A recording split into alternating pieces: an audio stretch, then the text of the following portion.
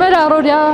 կյանքի զբաղվածության թոհուբոհի մեջ մենք մոռանում ենք ամենակարևորի մասին՝ մտածել։ Բայց երբ ես ասում եմ մտածել,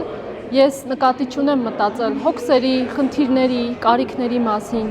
Ես նկատի ունեմ մտածել արժեքների եւ գաղափարների մասին։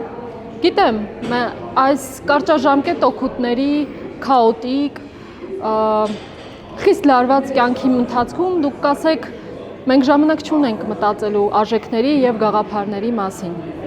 Եվ դժվար թե դուք կարողանաք ձեր շուրջը համախմբել 5 կամ ավել մարդու, ովքեր ձեզ հետ կնստեն եւ կզրուցեն այդ արժեքների կամ գաղափարների մասին։ Ես ուզում եմ շնորհակալություն հայտնել Կիևի Ասպեն ինստիտուտին, որը մշակել է մի յուրահատուկ մոդել, որը կարող է համախմբել մարդկանց, նստեցնել մի սեղանի շուրջ եւ այդ մարդիկ կարող են երկխոսել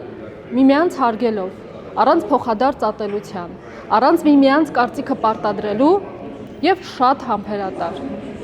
Հավատացեք, այս երկխոսության մոդելը, որը փորձ է արվում ներդնել եւ խթանել Հայաստանում, շատ կարեւոր է։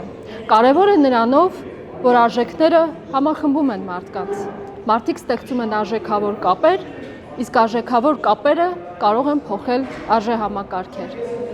Ես վստահ եմ, որ այս մոդելի կրկնությունը կշարունակվի